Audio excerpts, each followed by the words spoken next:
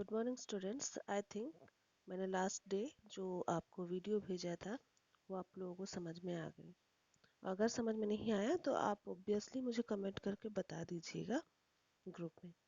Okay students, आज हम जो टॉपिक पढ़ाएंगे वो टॉपिक है रेलवे से अगर हम ट्रेन से अगर किसी को कोई गुड्स भेजते हैं, कोई माल भेजते हैं, तो उसके लिए क्या क्या हमें जो कार्यविधि है करना पड़ता है।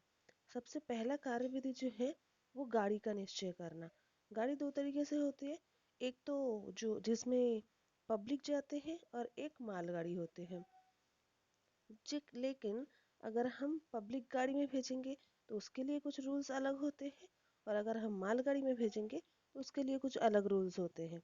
तो इसीलिए सवारी गाड़ी में भेजना है या मालगाड़ी में भेजना है, उसका निश्चय करना सबसे पहला काम होता है।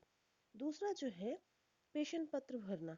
अगर आप जो सवारी गाड़ी है उसमें अगर आप भेजते हैं अपना माल, तो उसके लिए आपको अग्रेशन नोट मतलब फॉरवर्डिंग नोट ये आपको भरना पड़ता है।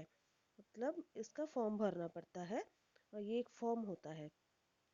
और अगर आप मालगाड़ी से भेजेंगे आपका प्रोडक्ट तो ऑब्वियसली आपको ये वाला फॉर्म भरना पड़ेगा, मतलब प्रेषण नोट भरना पड़ेगा। क्योंकि आप जो है आप विक्रेता है, आप किसी को माल भेज रहे हो, जो क्रेता है उसके पास भेजना है, तो उसके लिए कुछ प्रोसेसिंग होता है जो जिसमें ये बहुत ज़्यादा आवश्यक है। तो उस फॉर्म में ये सारी चीज़ें लिखा होता है स्टूडेंट्स। नेक्स्ट है हमारा नेक्स्ट पॉइंट है थर्ड वाला, माल को स्टेशन ले जाना। उसके बाद जैसे ही आपने वो फॉर्म भर दिया तो आपको टाइम पर माल को स्टेशन पहुंचाना ये बहुत ज़रूरी होता है। क्योंकि अगर आपका गाड़ी छूट गया तो आपका माल वहीं रह जाएगा। इसीलिए स्टूडेंट्स माल को सही टाइम पे स्टेशन पहुंचाना ज़रूरी है। और स्टेशन जाने के बाद वहाँ पे एक और फॉर्म भरना पड़ता है, वो है जोखिम पत्र भरना। अगर आपके जो प्रोडक्ट आप भेज रहे हो कहीं पे और उस पे अगर कोई कांच की चीज़ें हो, कोई ऐसे वैसे चीज़ें हो, तो उसके लिए आपको रिस्क नोट लिखना पड़ता है स्टूडेंट्स। नेक्स्ट, इसके रिस्क नोट दो तरीके का होता है। एक तो रेलवे की जोखिम पर, मतलब ये रेलवे की जोखिम पर जो है इसका मतलब है जो भी आप प्रोडक्ट लेके जा रहे हो उसका दायित्व किसका है, रेलवे के है। वो जोखिम रेलवे लेते हैं, उसके लिए फॉर्म भरना पड़ता है। और अगर आप मतलब कोई वैसी चीज़ हो, तो जैसे कि कोई कांच की चीज़ हो या फिर कोई सॉफ्ट चीज़ हो, तब ये वाला फॉर्म भरना पड़ता है, ओनर्स रिस्क। मतलब जो स्वामी मतलब जो प्रोडक्ट भेज रहे हैं विक्रेता, उनके खुद के रिस्क के ऊपर भेजना पड़ता है। क्योंकि अगर बाई चांस टूट जाए तो वो रेलवे उसके लिए जिम्मेदार नहीं होंगे। इसीलिए जो कांच का चीज़ या फिर कोई ऐसा टूटने वाली चीज़ नहीं होता है उस टाइम पे रेलवे के जोखिम पर भेजा जाता है। नेक्स्ट है रेलगाड़ी। रेलगाड़ी जो है मतलब आपको दो तरीके का रेलगाड़ी मैंने बोला था। हाँ, एक होता है जो आपका सवारी गाड़ी। सवारी गाड़ी जो होता है वो बहुत जल्दी पहुंचा देते हैं, लेकिन मालगाड़ी थोड़ा लेट पहुंचाते हैं। अगर आपको सवारी गाड़ी में भेजना है, बहुत जल्दी पहुंचाने का है, तब आपको ये वाला भेजना है सवारी गाड़ी के इस वाले भेज ये वाला ये वाला आपको पेमेंट करना पड़ेगा। मतलब सवारी गाड़ी में भेजने के लिए पेमेंट जो है वो थोड़ा ज़्यादा होता है क्योंकि वो जल्दी पहुंचा देते हैं। लेकिन अगर मालगाड़ी से भेजना होता है तो आपका थोड़ा सा पेमेंट कम करना पड़ता है। तो इसी वजह से लेकिन पेमेंट भी दो तरीके का होता है। एक होता है आपका एडवांस पेमेंट, मतलब जैसे कि आप भेज रहे हो, ठीक है स्टूडेंट्स, जैसे कि आप माल भेज रहे हो तो आपने एडवांस दे दिया, उस माल का जितना खर्चा है भेजने का वो आपने दे दिया। तो ये आपका माल जाने से पहले ही, इसलिए इसको बोलते हैं एडवांस पेमेंट बाय सेंडर। मतलब ये जो भेज रहे हैं, सेंडर मीन्स जो भेजते हैं विक्रेता, ठीक है। तो ये वाला पेमेंट उनको करना पड़ता है। बट अगर आपने पेमेंट नहीं किया, माल का जो किराया है वो आपने नहीं दिया, तो आपको वहाँ पे जो क्रेता है वो जब आपका माल एक्सेप्ट करेंगे तब उनको पहले पेमेंट करना पड़ेगा, फिर वो माल एक्सेप्ट कर सकते हैं स्टूडेंट्स। उसके बाद रेलवे अधिकारी को माल की सुपुर्दगी करना, मतलब जैसे कि आपने जो एक फॉर्म भरा था, आप जो लिखेंगे तो वो देख के आप एक बिल्टी बनाएंगे, बिल्टी भरेंगे। उस बिल्टी में आप डिटेलिंग लिखेंगे, जैसे कि बिल्टी एक फॉर्म की तरह ही होता है स्टूडेंट्स, जिसमें सारे डिटेलिंग लिखा जाता है, कितना माल है, क्या है, सब कुछ। तो वो रेलवे जो अधिकारी है उसको लेके अपने माल जो भेज रहे हैं उस माल के साथ मिलान करेंगे, और फिर मिलान करने के बाद वो अपने खाते में आके उसको चढ़ाएंगे।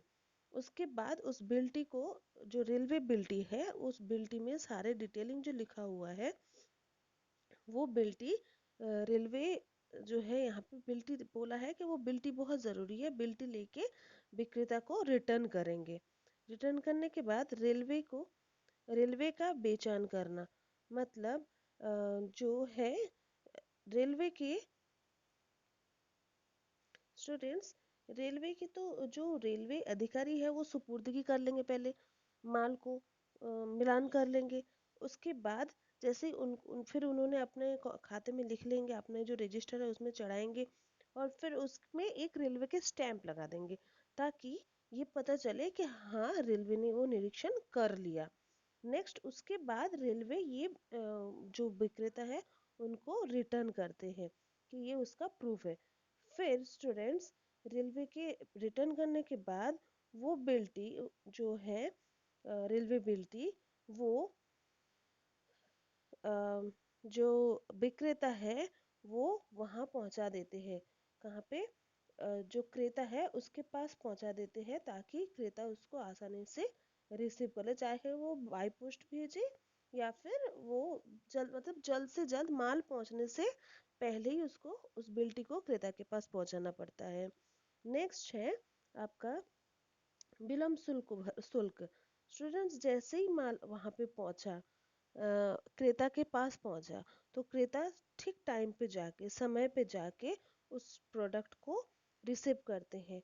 बट और अगर प्रोडक्ट के एडवांस नहीं दिया हो विक्रेता, तो क्रेता जब जब माल रिसीव करेंगे तो उसको पहले पेमेंट करना पड़ेगा, फिर उसको आपका माल लेना पड़ेगा।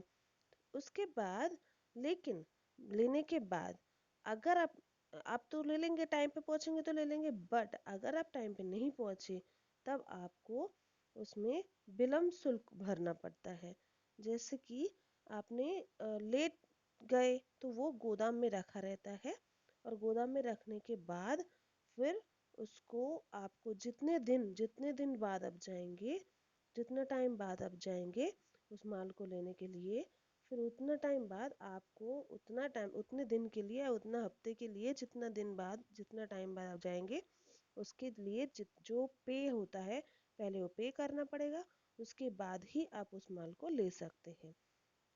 नेक्स्ट है स्टूडेंट्स, जो हम रेलवे, क्या ये प्रलेख साध्य प्रलेख है, मतलब हमारा ये बहुत ज़रूरी है स्टूडेंट्स? हाँ, ये बहुत ज़रूरी प्रलेख है, क्योंकि ये जो आपका पॉइंट है, ये रेलवे बिल्टी के खो जाने पर, ये खो जाने पर आपको एक फॉर्म भरना पड़ता है क्रेता की तरफ से, मतलब जो खरीदते हैं वो फॉर्म भरते हैं। फॉर्म भरने के बाद उस फॉर्म में क्या लिखा होता है कि मैं इसका मालिक हूँ, और अगर कोई दावा करता है आके बाई चांस कि नहीं, मतलब वो मालिक है, तो मुझे इसका पूरा जो भी खर्चा होगा, पूरा जो इसमें नुकसान हुआ है माल में, जो भी है वो सारे मैं जिम्मेदार हूँ उसके लिए, मैं उस पर्सन के दे दूंगा, लेकिन इस चीज़ का मालिक मैं हूँ। ठीक है स्टूडेंट्स, तो इसीलिए उसको एक फॉर्म भरना पड़ता है जिसको बोलते हैं क्षतिपूरक प्रतिज्ञा पत्र, क्योंकि बिल्टी बहुत इंपॉर्टेंट चीज़ है, ये खोना नहीं चाहिए। स्टूडेंट्स, जो रेलवे बिल्टी है उसका क्या क्या प्रॉफिट है? पहला प्रॉफिट है प्रमाण पत्र। ये आप कोर्ट में पेश कर सकते हैं, बाई चांस अगर आपके साथ कोई चीटिंग हुआ हो तो अब ये प्रमाण पत्र के अकॉर्डिंग पेश कर सकते हैं।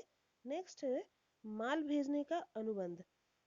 माल जो है वो आपको अनुबंध के आधार पर भेजना होगा, मतलब आधार पर रेलवे अधिकारी जो है एक स्थान से दूसरे स्थान पर वो अपनी जिम्मेदारी से भेजते हैं।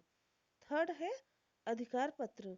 ये आपका हक है, अधिकार पत्र है, आप इसको दिखा के बोल सकते हैं कि नहीं ये माल मेरा ही है, क्योंकि ये किसी और का नहीं है। ये आपका एक तरीके से ये प्रूफ है। नेक्स्ट है प्रतिभूति, मतलब सिक्योरिटी। आपका ये ऐसा सिक्योरिटी है कि इसको आप रख के किसी भी पर्सन के पास रख के, जैसे हम अपने घर के जमीन के पेपर्स वगैरह रख के हम किसी से ऋण वगैरह लेते हैं, ऐसे ही इसको हम किसी के पास रख के ऋण ले सकते हैं। नेक्स्ट है स्टूडेंट्स बेचन। बेचन मतलब ये है कि रेलवे बिल्टी जो है वो अर्ध विनिमय साध्य प्रलेख है। मतलब ये व्यक्ति वेचान द्वारा, मतलब किसी को एंडोर्समेंट के द्वारा हस्ताक्षर की जा सकती है। इसके द्वारा हम किसी को भी बता सकते हैं कि हाँ ये आपका चीज़ है। Thank you students.